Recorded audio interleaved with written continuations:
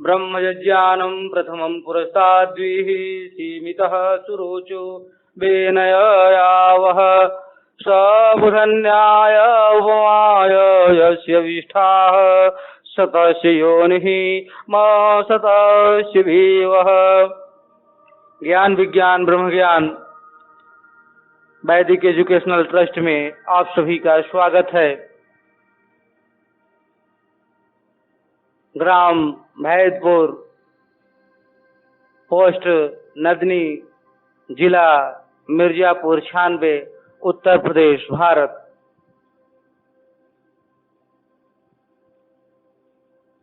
GYAN VIGYAN BRHAM GYAN ज्ञान विज्ञान ब्रह्म ज्ञान 98@gmail.com। Mobile number 9305008616। वैराग्य सत्कम पार्ट 3। अस्तनो मांस ग्रंथि कनकलसाभित्युपमितो मुखं श्लेष्मागारं तदपि च शशाङ्केन तुलितम् अस्त्रवन्मूत्रक्लीलनं करीवर्करस्पर्धी जघन महोनिन्दं रूपं कविजन विषय सर्गुकृतम्।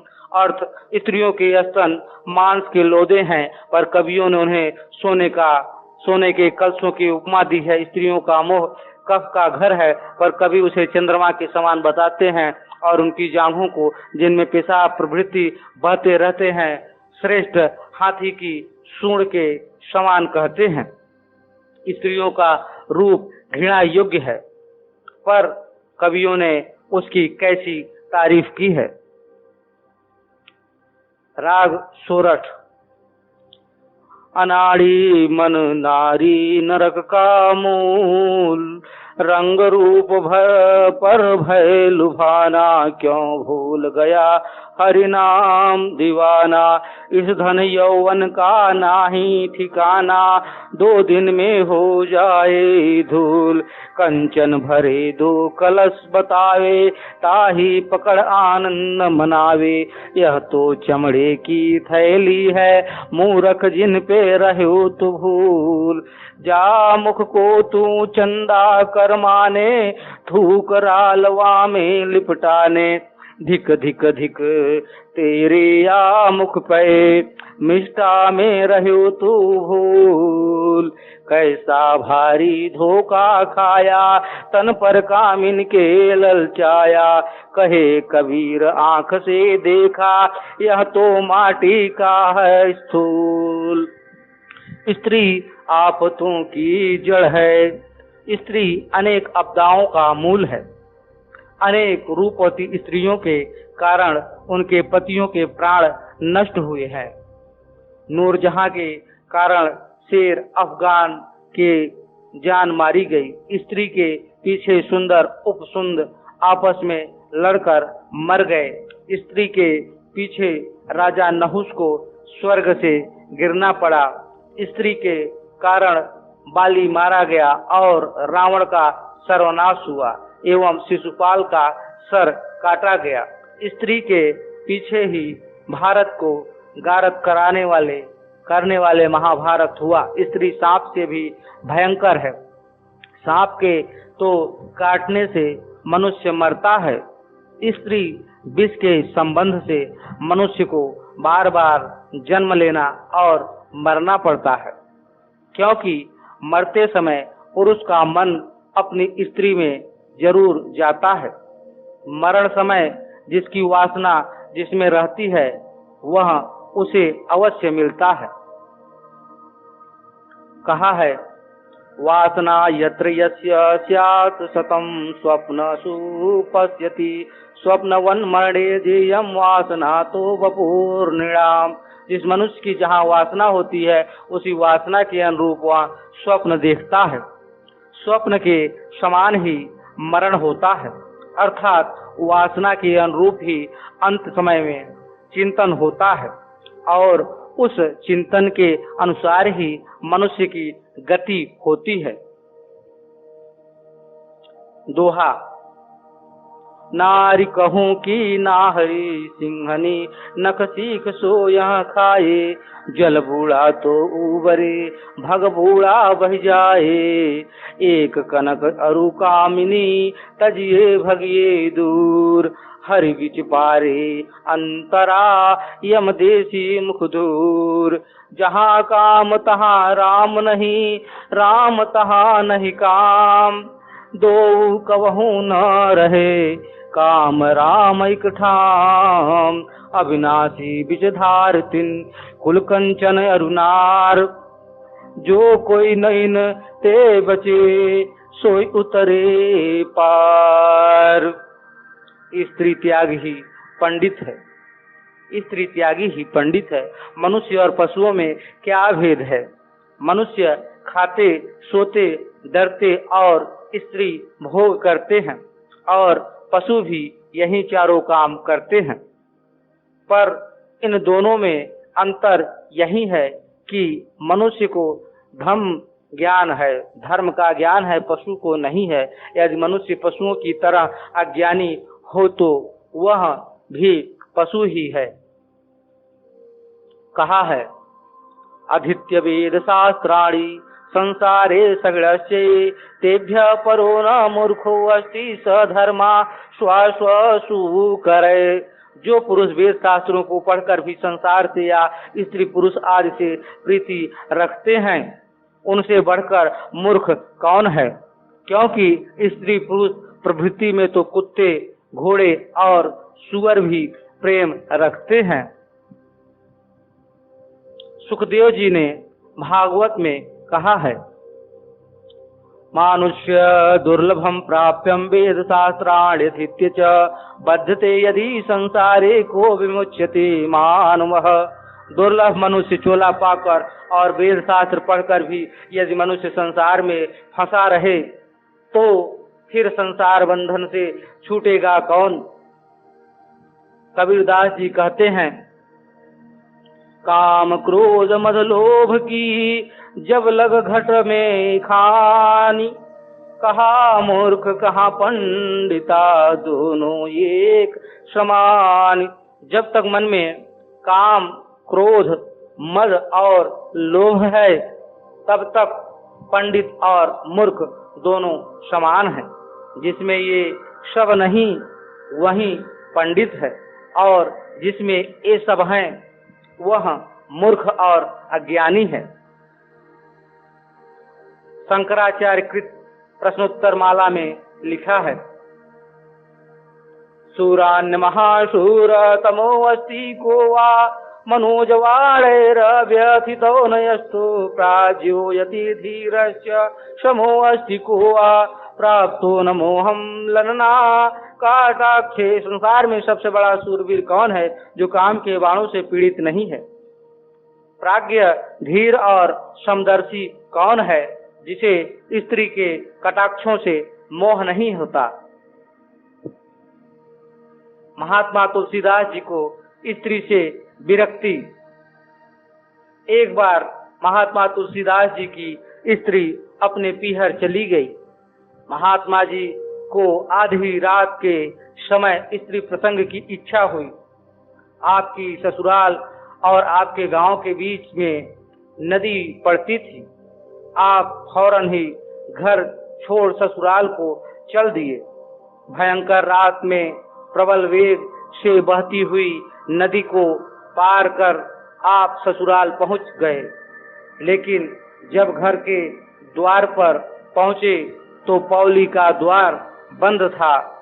अब आप मकान में चढ़ने की तरकीब सोचने लगे।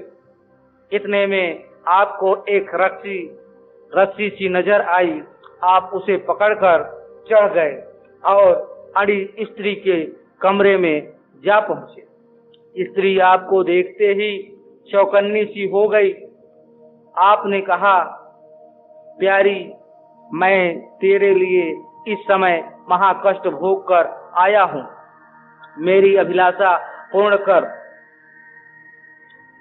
स्त्री आपको देखते ही पलंग से नीचे बैठ गई और बोली, हे मेरे पतिदेव, रात कैसी भयावनी है हो रही है।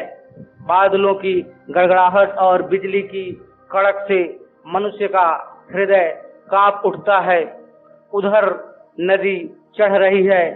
आपने अपने शरीर की परवाह न कर मुझे दर्शन दिए, इसलिए मैं आपकी अनुग्रहित हूँ।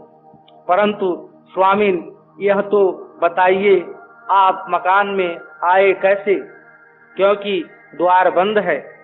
आपने कहा एक रस्सी लटक रही थी, उसी के सहारे मैं चढ़ आया। स्त्री ने जाकर देखा तो वह रस्सी नहीं वरन एक लंबा चौड़ा काला सर्प था। देखते ही स्त्री के सिर में चक्कर आ गया। उसके मुंह से इतना ही निकला, स्वामिन, जितना प्रेम आपका मुझ में है, यदि इतना ही हरि में होता तो आपका निश्चय ही बड़ा उपकार होता। जितना प्रेम हराम से उतना हरि से होए। चला जाए बैकुंठ को पलान पकड़े खोए। कहते हैं तुलसीदास तत्क्षण उसे गुरु कहकर वन को चले गए।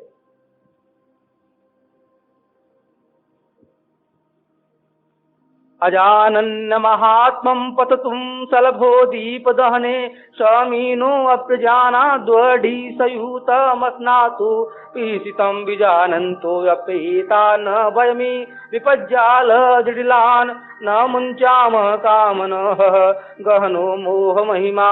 अर्थ, अज्ञान बस पतंग दीप की लौ पर गिरकर अपने तई भस्म कर लेता है, क्योंकि वह उसके परिणाम को नहीं जानता। इसी तरह मछली भी कांटे के मांस पर मुंह चलकर अपने प्राण खोती है, क्योंकि वह उससे अपने प्राण नाश की बात नहीं जानती। परंतु हम लोग तो अच्छी तरह जानबूझकर भी विपद मूलक विषय की अभिलाषा नहीं त्यागते। मोह की महिमा कैसी विस्मयकर है। आश्चर्य है कि मनुष्य जिसे भगवान ने समझ दी है, जो जानता है कि विषयों की कामना आफत की जड़ है, विषयों में सुख नहीं घोर विपद है, विषय विष से भी अधिक दुखदायी है, विषयों की इच्छा करता है। इससे कहना पड़ता है कि मोह की माया बड़ी कठिन है। महात्मा कबीरदास कहते हैं, शंकर हूँ ते सबल है माया या संसार, अपने बल छूटे नहीं छुड़ावे सिरजनहार। फलमल मसनाए स्वादु पानाय तो शयनमानी पृष्ठे बलकले वाससी च नौधन मधुपाना भ्रांत सर्वेन्द्रियाणा विनय मनुमंतु नोत्सहि दुर्जनानाम। अर्थ, खाने के लिए फलों की इफरात है, पीने के लिए मीठा जल है, पहनने के लिए वृक्षों की छाल है, फिर हम धनमत से मतवाले दुष्टों की बातें क्यों सहें। मनुष्य को संतोष नहीं, उसे तृष्णा नहीं छोड़ती, इसी से वह विषयों को भोगने की लालसा से ढाड़ियों की खुशामदी करता है, उनकी टेढ़ी सूधी सुनता है, अपनी प्रतिष्ठा खोता है, निरादर और अपमान सेहत है।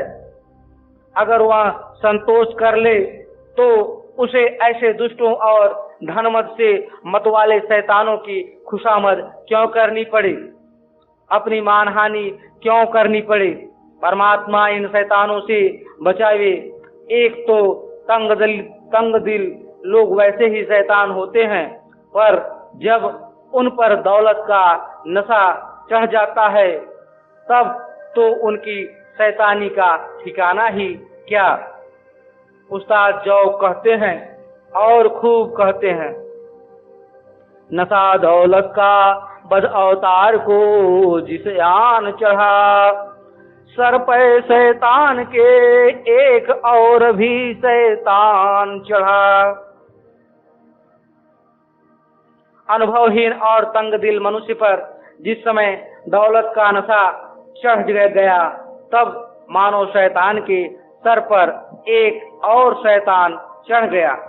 जिसे किसी चीज की जरूरत नहीं, वो किसी की खुशामद क्यों करेगा, वह अपना मान क्यों खोएगा।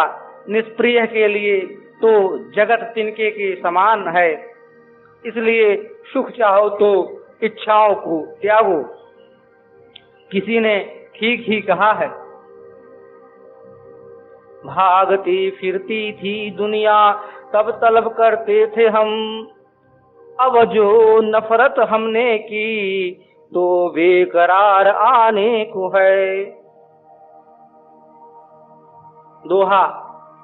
भूमि शयन बलकल वसन, फल भोजन जलपान, धन मदमाते नरक को कौन सहत यह मान। विपुल हृदय धन्य कैसी जगत जननीत पुरा, विधृत्मं परैर्दर्तम चानैरविर जित्य तृणम यथा, इहम ही भुवा नान्यन्य धीरा चतुर्दशम भुंजते कतिपय पुरा, स्वाम्य पुंसा क मधज्वर। अर्थ, कोई तो ऐसे बड़े दिल वाले लोग हुए जिन्होंने इस प्राचीन काल में इस जगत की रचना की, कुछ ऐसे हुए जिन्होंने इस जगत को अपनी भुजाओं पर धारण किया, कुछ ऐसे हुए जिन्होंने समग्र पृथ्वी जीती और फिर तुच्छ समझकर दूसरों को दान कर दी, और कुछ ऐसे भी हैं जो 14 भुवन का पालन करते हैं।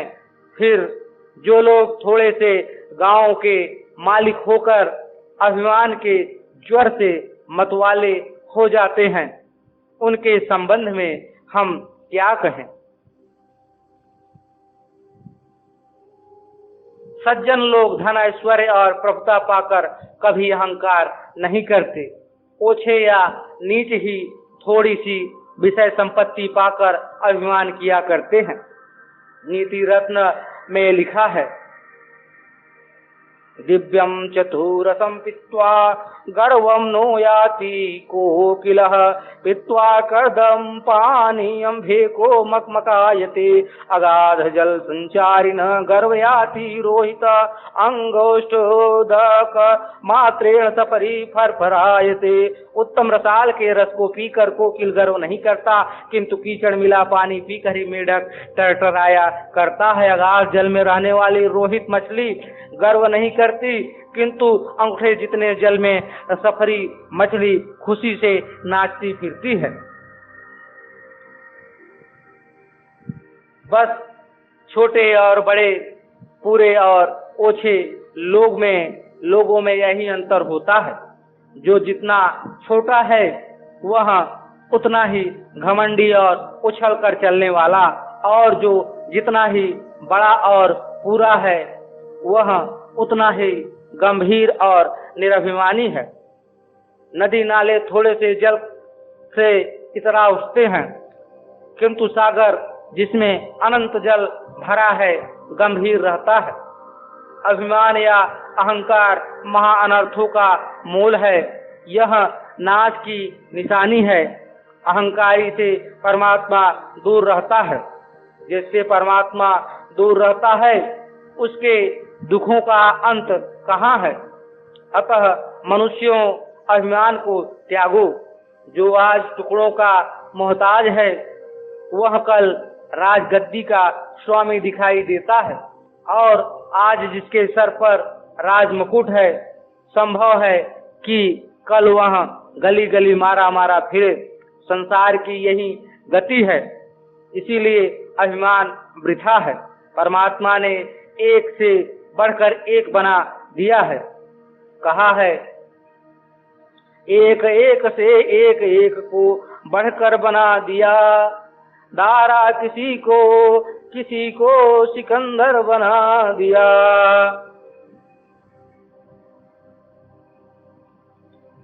दारा ईरान का बादशाह था। वह अपने समय में मध्याह्न के मार्तंड की तरह तपता था। उसने बहुत से देश जीत लिए।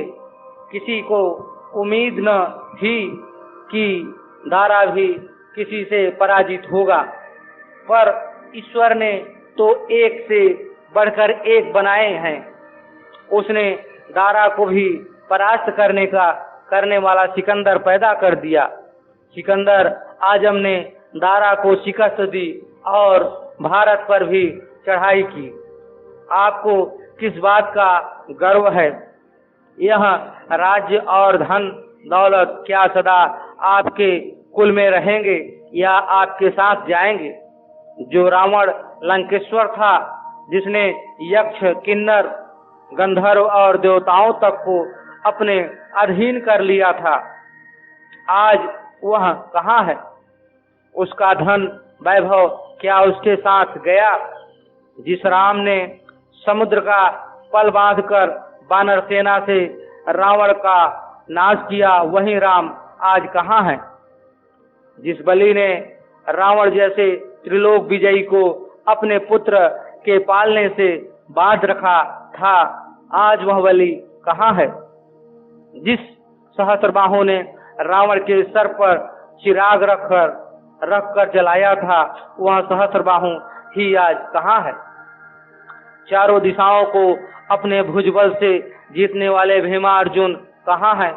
इस पृथ्वी पर अनेक एक से एक बलि राजा और शूरवीर हो गए, पर यह पृथ्वी किसी के साथ न गई। क्या आपकी धन दौलत, जमींदारी या राजलक्ष्मी अटल और स्थिर है? क्या यह आपके साथ जाएगी? हरगिज नहीं।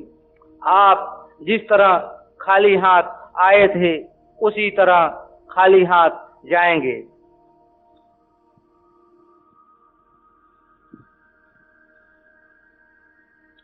अभिमानियों का नशा उतरने के लिए उस्ताद जौक ने भी खूब कहा है। दिखा न जोशो खरोश इतना, जोर पर चढ़कर गए जहां में दरिया, बहुत उतर चढ़कर। हे मनुष्य, जोर में आकर इतना जोश खरोश न दिखा। इस दुनिया में बहुत से दरिया चढ़ चढ़कर उतर गए। कितने ही बाग लगे और सूख गए। महात्मा कबीरदास जी कहते हैं, धरती करते एक पग, करते समंदर फाल, हाथों पर्वत तोलते ते भी खाए काल। हाथों पर्वत फाड़ते समुंदर घूंट भराए, ते मुनिवर धरती गले कहाँ कोई गर्व कराय। Like, subscribe and also share. Thanks for watching.